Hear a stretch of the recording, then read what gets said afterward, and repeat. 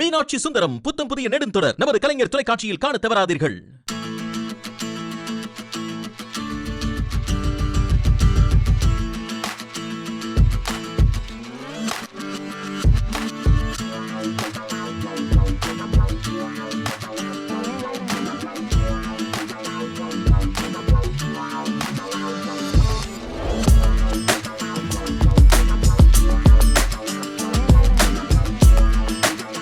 வணக்கம் நண்பர்களே, இன்னும் ஒரு இனிய காலை பொழுதில் தீதுவன் என்றும் நிகழ்ச்சியில் உங்களை சந்திப்பதில் மிக்க மகிழ்ச்சி அடைகிறேன். இன்றைக்கு ஏப்ரல் 29 புரட்சிக் கவிஞர் பாரதிதாசனுடைய பிறந்த தினம்.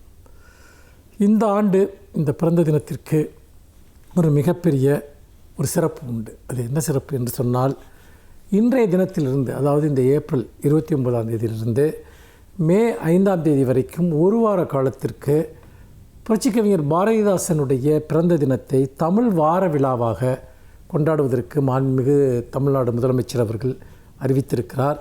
திராவிட இயக்கத்தின் மகத்தான கவிஞனை மீண்டும் மீண்டும் ஆழ்ந்து படிப்பதற்கான ஒரு மிகப்பெரிய வாய்ப்பினை நல்கியிருக்கிறார். இதோடு மட்டுமல்ல, புரட்சிக் கவிஞர் பாரதிதாசன் பெயரில் ஒரு இளம் கவிஞருக்கு ஒரு விருது வழங்கப்படும் என்ற அறிவிப்பு.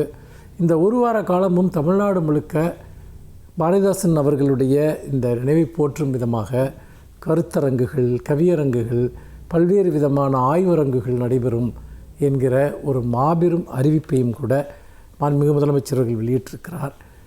உண்மையில் திராவிட இயக்கத்தினுடைய மகா கவிஞன் என்று சொன்னால் அது பாரதிதாசனுக்குத்தான் பொருந்தும். பாரதியின் மீது கொண்ட அளவற்ற பற்றின் காரணமாக கனக சுப்புரத்தினம் என்கிற தன்னுடைய பெயரை அவர் பாரதிதாசன் என்று மாற்றிக்கொண்டார். பாரதிக்கு தாசனாக தன்னை அவருடைய கவித்துவ எழுச்சிக்கு வரித்து கொண்டாலும் கூட பாரதியினுடைய கொள்கை பாதைகளுக்கும் பாரதிதாசனுடைய கொள்கை பாதைகளுக்கும் இடையே ஒற்றுமைகள் இருப்பது போல வேற்றுமைகளும் உண்டு. அதாவது பாரதி தேசியத்தை பாடினார், ஆனால் பாரதிதாசன் திராவிடத்தை பாடினார். பாரதி மிகுந்த ஒரு ஆன்மீக நாட்டங்கள் கொண்டவராக இருந்தார். பாரதிதாசன் ஆரம்பத்தில் அப்படி இருந்தாலும் பிற்காலத்தில் பகுத்தறிவு சிந்தனையாளராக மாறினார். திராவிட இயக்க சிந்தனையாளராக பெரியாரின் வழியில் திராவிட இயக்கத்தையும் தமிழ் இயக்கத்தையும் தனித்தமிழ் இயக்கத்தையும் முன்னெடுக்கக்கூடியவராக பாரதிதாசன் தன்னை உருவாக்கி கொண்டார். இது உண்மையிலேயே பாரதியும் பாரதிதாசனும் இந்த மண்ணினுடைய இருபெரு இயக்கங்கள், அதாவது தேசிய இயக்கத்திற்கு தமிழ்நாடு ஒரு மிகப்பெரிய பங்களிப்பை அளித்தது சுதந்திர போராட்ட காலத்தில். அதே சமயம் சமூக நீதியின் அடிப்படையில் திராவிட இயக்கம் ஒடுக்கப்பட்டோருக்கு விடுதலை பெற்று தருவதற்காக போராடியது. அந்த விடுதலை போராட்டத்தினுடைய ஒரு அடையாளமாகத்தான் நாம் பார்க்கிறோம். ஒடுக்கப்பட்டோர் விடுதலைக்குடைய அல்லது தமிழர்களுடைய விடுதலைக்கான ஒரு அடையாளமாக பாரதிதாசனை நாம் பார்க்கிறோம். பாரதிதாசனுடைய வரிகள் என்பவை நம்முடைய மனதில் மிகுந்த எழுச்சி ஊட்டக்கூடியவை. அதாவது நீங்கள் பெரியாரை பற்றி பாரதிதாசன் எழுதிய வரிகள், அந்த வரிகள் தான் இன்றைக்கும் பெரியாரை பற்றி எழுதப்பட்ட ஆகச்சிறந்த ஒரு வரியாக இருக்கிறது. தொண்டு செய்து பழுத்த பழம் தூய தாடி மார்பில் விழும், மண்டை சுரைப்பை உலகுதொழும் மணக்குகையில் சிறுத்தை எழும் என்று எழுச்சியுடன் பாடினார். அது மட்டுமல்ல, தமிழுக்கும் அமுதென்று பேர், அந்த தமிழின்ப தமிழங்கள் உயிருக்கு நேர் என்ற பிரகடனத்தை பாரதிதாசன் வெளியிட்டார். தமிழ் ஒரு மங்காத மொழி என்று சங்கே முழங்கு என்றும் பாரதிதாசன் முழங்கினார். அவர் இன்றைக்கும் தமிழர்களுடைய தமிழ் அடையாளமாக திராவிடமும் தமிழும் ஒன்றுதான், திராவிட இயக்கமும் தமிழ் இயக்கமும் வேறு வேறு அல்ல என்பதற்கான ஒரு சாட்சியம்தான் புரட்சிக் கவிஞர் பாரதிதாசன். அவருடைய விழாவை நாம் முன்னெடுப்பதன் மூலமாக இன்றைக்கு திராவிட இயக்கம் உருவாக்கிய தனித்தமிழ் இயக்கத்தினுடைய தமிழர் அடையாளத்தினுடைய ஒரு மகத்தான கவிஞன் பாரதிதாசனை நாம் தொடர்ந்து கொண்டாடுவோம். இன்றைக்கு அவருடைய பிறந்த நாளில் அவரை நெஞ்சில் நிறுத்துவோம். மீண்டும் இன்னும் ஒரு புதிய சிந்தனையோடு உங்களை சந்திக்கிறேன். நன்றி, வணக்கம்.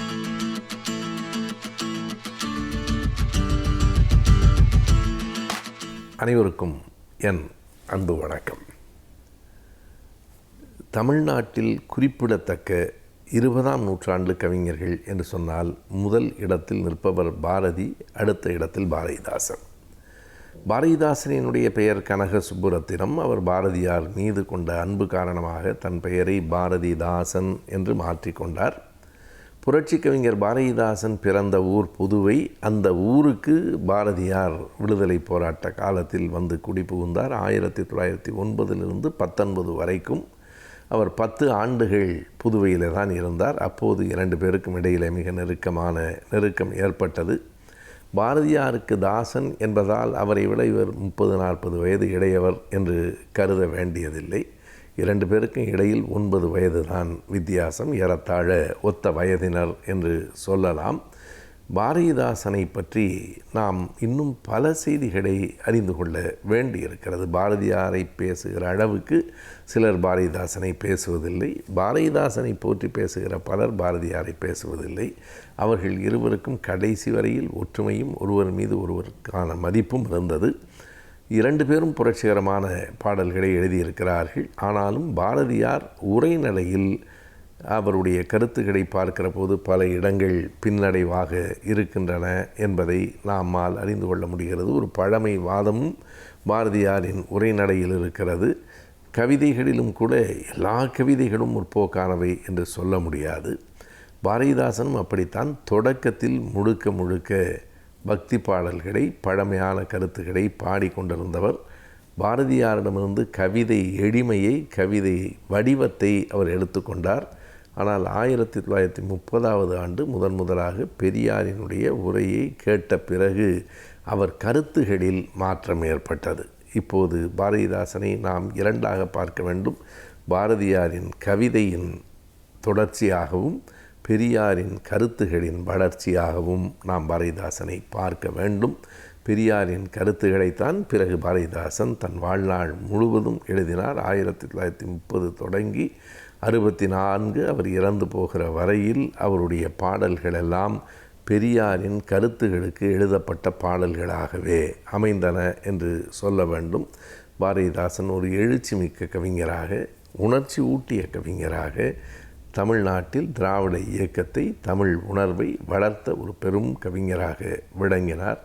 அவருடைய காலத்தில் முதலாக 1937 தான் அவருடைய கவிதைகள் தொகுக்க பெற்று பாரதிதாசன் கவிதைகள் தொகுதி 1 என்கிற அந்த நூல் 37 குஞ்சிதம் குருசாமி அவர்களால் வெளியிடப்பட்டது. அதற்கு பிறகு 64 வரையில் அவருடைய கவிதைகள் வெளிவந்து கொண்டே இருந்தன. வேறு எந்த கவிஞருக்கும் கிடைக்காத ஒரு பெரும் மதிப்பு பாரதிதாசனுக்கு எப்படி கிடைத்ததென்றால், அரசியல் மேடைகள் முழுவதிலும், குறிப்பாக திமுக கழக மேடைகள் அனைத்திலும் பாரதிதாசன் கவிதைகளே முழங்க பெற்றன. பாரதியாரினுடைய கவிதைகள் காங்கிரஸ் கட்சி கூட்டங்களில் ஒரு கட்டம் வரையில் பேசப்பட்டன என்பது உண்மைதான்.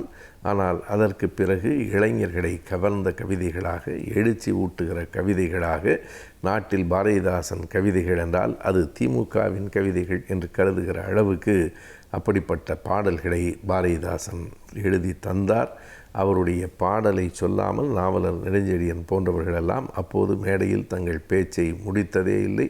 அன்று தொடங்கி இன்று வரையில் எங்கள் வாழ்வும் எங்கள் வளமும் மங்காத தமிழென்று சங்கே முழங்கு என்றால் பாரதிதாசன் நம் கண்களில் வந்து நிற்கிறார். தமிழுக்கும் அமுதென்று பேர், அந்த தமிழின்ப தமிழெங்கள் உயிருக்கு நேர் என்று தமிழ் மொழி உணர்வை ஊட்டியவர்களிலும் அவருக்கு ஒரு தனி இடம் உண்டு. புரட்சி கவிஞர் பாரதிதாசன் பிறந்த நாள் ஏப்ரல் 29.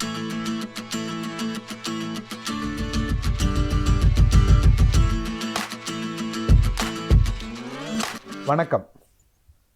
இந்த வாரம் ஆலோசனை நேரத்தில் கலைஞர் தொலைக்காட்சி நேயர்களை சந்திப்பதில் மிக்க மகிழ்ச்சி. கல்வி மற்றும் வேலைவாய்ப்பு சம்பந்தமான ஆலோசனைகள் உங்களுக்கு பயன் தரும் விதத்தில் கலைஞர் டிவி மூலம் வழங்கிக் கொண்டிருக்கிறோம். அந்த வகையிலே இந்த வாரத்தில் இந்த ஆங்கிலம், அதாவது மொழித்திறன், ஒரு லாங்குவேஜ் ஸ்கில் எவ்வாறு தொழில் செய்பவர்களுக்கும், ஒரு வேலைக்கு போகிறவங்களாக இருந்தாலும் சரி, தொழில் செய்பவர்களாக இருந்தாலும் சரி, மொழியில் இருக்க திறன், மொழியை கையாளும் திறன் எவ்வாறு மிகவும் அவசியமாகிறது அப்படிங்கிறத பார்க்கலாம். அதாவது மொழி ஒரு இன்றியமையாத ஒரு பக்கமாக மாறிக்கொண்டிருக்கிறது. கம்யூனிகேஷன் ஸ்கில்ஸ் அப்படின்னு சொல்லுவாங்க. அந்த கம்யூனிகேஷன் ஸ்கில்ஸ் அப்படிங்கிறது மொழியையும் உள்ளடக்கியது. கம்யூனிகேஷன் ஸ்கில்ஸ் அப்படிங்கிறது பேச்சாற்றல் மட்டுமல்ல. நம்ம ஒருத்தர்கிட்ட எப்படி கம்யூனிகேட் பண்ணுறோம், இன்னொருத்தர் மூலம் இன்னொருத்தர்கிட்ட நம்ம எப்படியெல்லாம் வந்து கம்யூனிகேட் பண்ண பரஸ்பரம் எப்படியெல்லாம் உரையாடுகிறோம் அப்படின்னு நம்ம பார்க்குறோம். உரையாடுவது நம்ம நார்மலாக உரையாடுறது வந்து அது மிக அதிகமாக உரையாடுவது நம்ம பேச்சில் அப்படின்னு சொல்லுவோம். ஆனால் உண்மையிலேயே நம்ம மிக அதிகமாக நம்ம வந்து இன்னொருத்தட்ட கம்யூனிகேட் பண்ணுறது நம்மளுடைய பாடி லாங்குவேஜ், நம்மளுடைய கண் அசைவுகள், புருவத்தின் அசைவுகள், கண் பார்க்கின்ற இடம், என்ன டிஸ்டன்ஸில் நின்று பேசுகிறோம், என்ன டிஸ்டன்ஸில் அவங்கள்ட்ட பேசுகிறோம், எப்படி நம்ம ஹேண்ட் ஷேக் பண்ணுறோம், எப்படி ஒருத்தர் கை கொடுக்குறோம், எப்படி ஒருத்தரை பார்த்து வணங்குகிறோம், எப்படி கை கூப்பிட்டு வணக்கம் சொல்கிறோம். இது எல்லாமே சேர்ந்தது தான் கம்யூனிகேஷன் ஸ்கில்ஸ். இதில் மேஜர் பார்ட் வந்து யாராக இருந்தாலும் சரி, எந்த நாட்டில் பிறந்தவர்களாக இருந்தாலும் சரி, பாடி லாங்குவேஜ் அப்படிங்கிறது ஓரளவுக்கு ஒரு ஒரு ஒரு உயிரும் இன்னொரு உயிரும் வந்து கம்யூனிகேட் பண்ணிக்கும். புன்முறுவல் எப்படி வந்து யுனிவர்சல் லாங்குவேஜோ, உலக மொழி எந்த மொழி தெரியலாம் தெரியாமல் போகலாம், ஆனால் ஒருத்தரை பார்த்து நீங்கள் புன்முறுவல் செய்கின்ற பொழுது ஒரு பாசிட்டிவான ஒரு நேர்மறை எண்ணத்தோட ஒருத்தர் கண்ணை பார்த்து நீங்கள் சிரிச்சிங்க அப்படின்னா எந்த மொழியும் தெரிய வேண்டாம், அவரும் உங்களை பார்த்து சிரிப்பார். He will also respond. Right? அதுதான் வந்து கம்யூனிகேஷன். ஆனால் ஒரு மொழி ஆர்வம், மொழித்திறன் அப்படிங்கிறது ஆங்கிலம் எப்படி வந்து ஒரு கம்யூனிகேஷன்ஸ் ஒரு பிரிட்ஜிங் லாங்குவேஜாக இருக்குது அப்படிங்கிறது தான் இன்றைக்கி வந்து நிறைய இடங்களில் பலருடைய வாழ்க்கையில் பல வெற்றி வாய்ப்புகள் தட்டி போனதற்கு காரணம் அவங்களால வந்து அவங்க நினச்சதை சரியாக மற்றவர்களிடம் கம்யூனிகேட் பண்ண முடியாது, நினைத்ததை சொல்ல முடியாதது.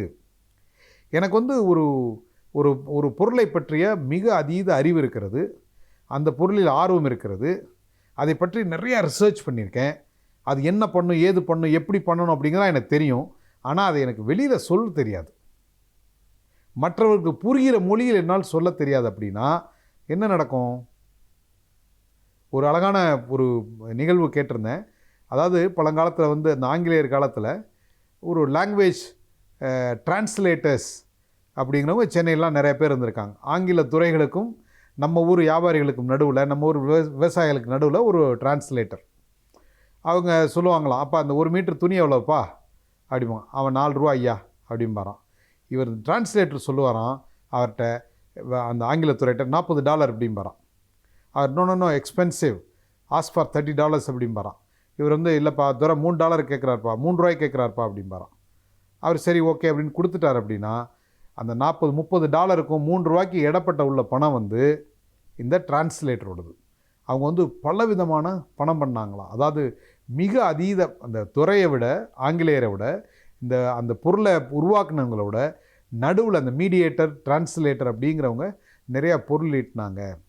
அவங்களுக்கும் இவங்களுக்கு தெரியாது ஒன்று லாங்குவேஜ் ஸ்கில்ஸ், அவங்களுக்கு தமிழ் தெரியாது, இவங்களுக்கு இங்கிலீஷ் தெரியாது. இடையில ஒருத்தர் வந்து அந்த மொழித்திறனை மட்டும் வைத்துக்கொண்டு நிறையா பொருள் ஈட்ட முடிந்தது அப்படின்னு சொல்லுவாங்க.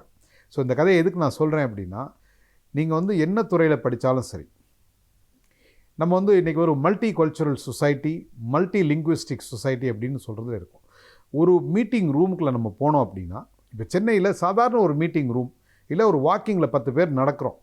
அந்த 10 பேர் நடக்கிறவங்கள்ட்ட பேசுனீங்க அப்படின்னா அதில் 3 பேர் மலையாளம், ஒரு 4 பேர் சென்னை எடுத்துகிட்டா ஒரு 5 பேர் தெலுங்கு, மீது 2 பேர் தமிழ் பேசுகிறவங்க, இல்லை 3 வேறு லாங்குவேஜ் பேசுகிறவங்க, ஹிந்தி பேசுகிறவங்க இருக்காங்க. இப்போ எல்லாருக்கும் ஒரே ஒரு லாங்குவேஜ், கனெக்டிங் லாங்குவேஜ் வந்து ஆங்கிலமாக இருக்கிறது. ஸோ அப்படி இருக்கப்போ ஒரு நிறுவனத்துக்கு போனோம் அப்படின்னா வெளிநாடுகளிலிருந்து வேலை செய்வங்க கூட அங்கே இருக்காங்க, எல்லாரும் இருக்காங்க.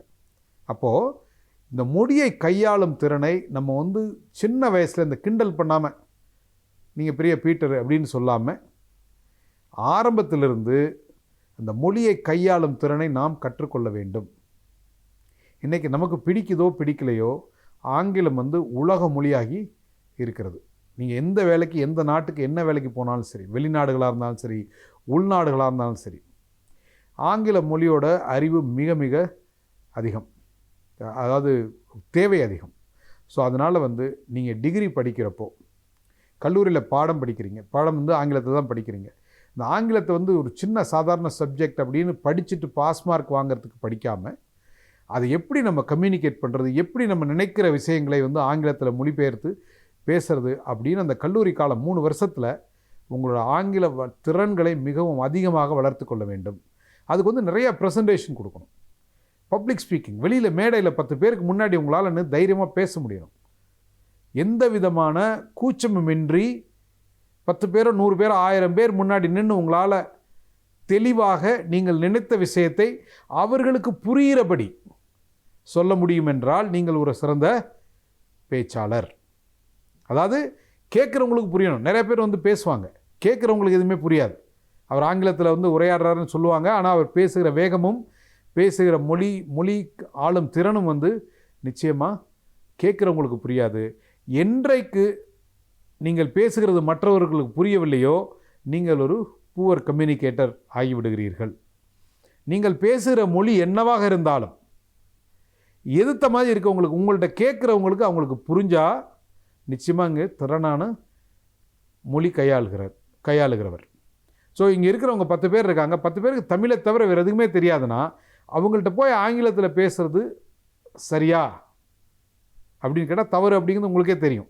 ஸோ அந்த வகையில் நீ யாராக இருந்தாலும் சரி, நீங்கள் உங்களோட கம்யூனிகேஷன் திறன் எப்படி இருக்குன்னா, நீங்கள் பேசுகிறதை கேட்பவர்களுக்கு நீங்கள் சொல்ல வந்த விஷயம் முழுவதுமாக போய் சேரணும். அந்த விதத்தில் உங்களுடைய கம்யூனிகேஷன் ஸ்கில்ஸை, லாங்குவேஜ் ஸ்கில்ஸை நீங்கள் வளர்த்துக்கணும். நீங்கள் படிக்கின்ற காலத்தில், கல்லூரியில் பள்ளியில் படிக்கிற காலத்தில் இந்த லாங்குவேஜை கற்றுக்கொள்வது மிக எளிது. ஒரு மல்டி லிங்குவிஸ்டிக் பர்சனாக பல மொழிகளை கற்று தேர்ந்த ஒருவராக நீங்கள் வர வேண்டும். வாழ்த்துக்கள். வணக்கம்.